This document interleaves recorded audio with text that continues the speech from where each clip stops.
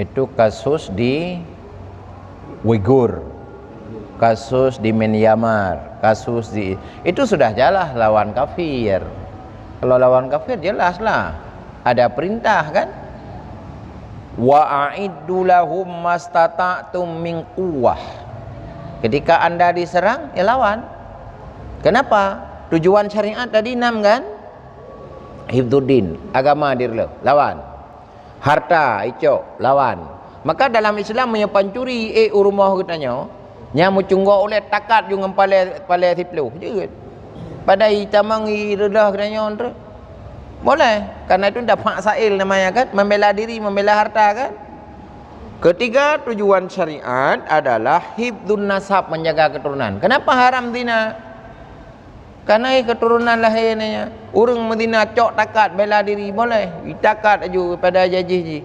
Makanya pekan ururina ngawai bela murno kerati yang kenyan tu bela diri. Kahai dah mula pun le kana langkah tadi be kan. Cok yo dang tak peluang. Yang keempat, hifdun menjaga akal. Pekan haram pokokun minuman khamar karena rusak otak tu. Baru ke berikutnya, kelima adalah hifdun nafas, menjaga jiwa. Nah, orang-orang yang dibunuh wajib perang. Maka menyamanan orang Islam wajib jihad.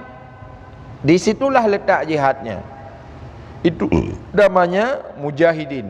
Maka dalam doa kan sering, Allahumma ansurnal muslimin wal mujahidin wal Palestin wa Uighur wa Myanmar wa ahlikil kafarata wal musyrikin wa dhalimin wa israiliyin wa Myanmar, ya kan?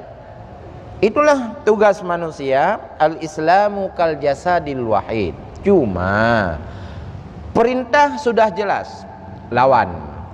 Apakah strategi lawan, metodologi lawan itu siap enggak? Baru berikutnya kajiannya. Nya menyataja ke deh membahasan aja deh. Apa yang harus kita bela? Nah, itu namanya analisis. Nyapa tengah pohor Islam di Uighur, Cina. Bukan menyadari no tajak Cina pada gaib pesawat. Truk kedih ngan thau tam rompak. Pat tadu kiban cara tamu perang, ngan thau menturi. Nah, itu namanya analisis. Tapi jiwa katanya tidak uri Islam ipohnya harus.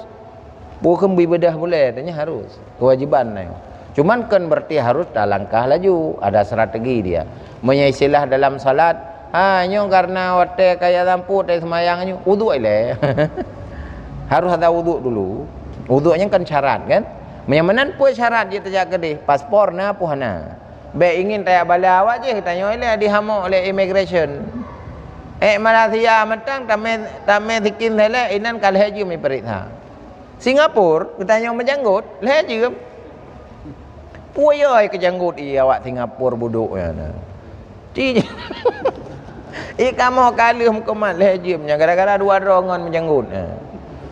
Yang kecil punya jauh luar negara cukup jenggut cuma tengah ketibang mata.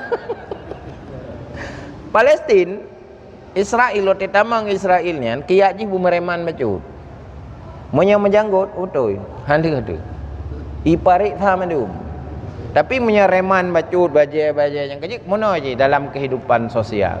Ada saat memang kita salehnya begini modelnya, ada saat kesalahan itu bukan pakaian, hati yang benar. Kenapa? Kondisi kan. Menyatajak ke dia dah pakai piyah haji, menjenggot, baju jubah, mandumnya galon tajak kan. Ini yang buat CCTV. Oi. Itu namanya strategi.